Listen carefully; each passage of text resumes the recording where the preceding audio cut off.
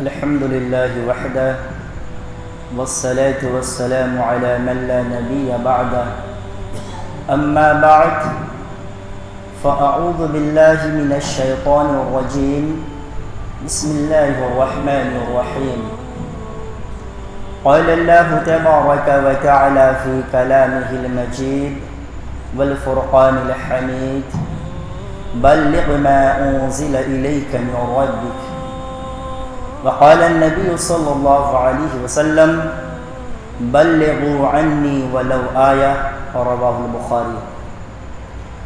حاضرین کرام،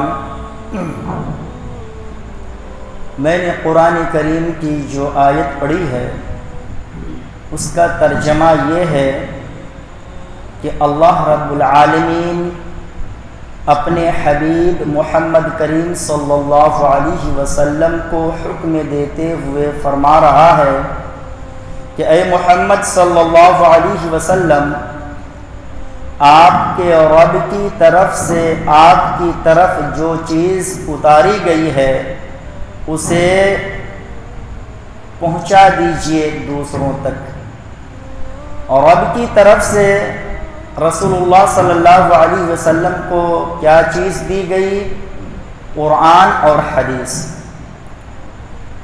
ابو داؤد شریف کی روایت ہے، رسول اللہ صلی اللہ علیہ وسلم نے فرمایا انما اوتیت القرآن ومثلہ معہ، کہ مجھے قرآن دیا گیا ہے اور قرآن ہی کے مثل ایک چیز اور دی گئی ہے، اور وہ ہے حدیث۔ بخاری شریف کی روایت ہے، رسول اللہ صلی اللہ علیہ وسلم نے فرمایا بلغوا عنی ولو آیہ، اگر تمہیں میری ایک آیت اور ایک بات بھی معلوم ہو تو تم اسے دوسروں تک پہنچا دو۔ کہنے کا مطلب یہ ہے کہ اسلام نام ہے قرآن اور حدیث کا، اور قرآن اور حدیث کی باتوں کو دوسروں تک پہنچانا ہر ایک کلمہ گو مسلمان کی ذمہ داری ہے۔ جب ہم کسی کو قرآن اور حدیث کے خلاف عمل کرتا ہوا دیکھیں تو ہماری ذمہ داری بنتی ہے کہ ہم انہیں نہایت ہی ادب و احترام کے ساتھ سمجھائیں اور انہیں بتلائیں کہ آپ کا یہ عمل قرآن اور حدیث سے میچ نہیں کرتا، لہٰذا آپ اپنے اس عمل کو چھوڑ دیں۔ اللہ کے نبی جناب محمد صلی اللہ علیہ وسلم نے فرمایا، بخاری شریف کی روایت ہے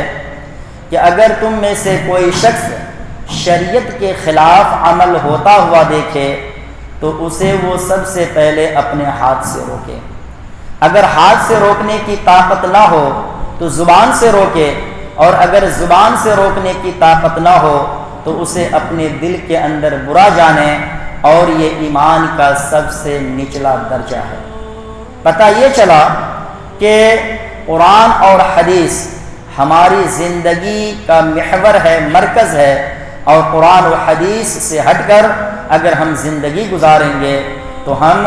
دنیا میں بھی خائب و خاسر اور لوس میں جائیں گے، اور آخرت میں بھی ہمیں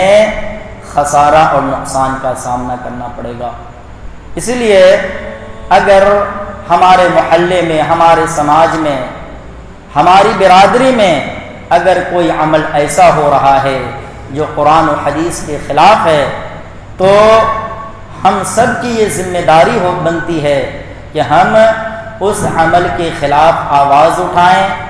ہم اپنے ان بھائیوں کو سمجھائیں جو بھائی اس عمل کو کر رہے ہیں نہ جاننے کی بنیاد پر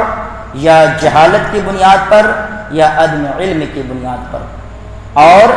اسی کام کی وجہ سے اللہ رب العالمین نے امت محمدیہ کو سب سے بہترین امت قرار دیا کہ کنتم خیر امہ اخرجت للناس تأمرون بالمعروف وتنہون عن المنکر وتؤمنون باللہ، کہ تم سب سے بہترین امت ہو، تمہاری ذمہ داری یہ ہے کہ تم لوگوں کو بھلائی کا حکم دیتے ہو، برائی سے روکتے ہو، اور ایک اللہ پر ایمان رکھتے ہو۔ اگر یہ صفت ہمارے اندر پیدا ہوگی تو ہم بہترین امت کہلائیں گے،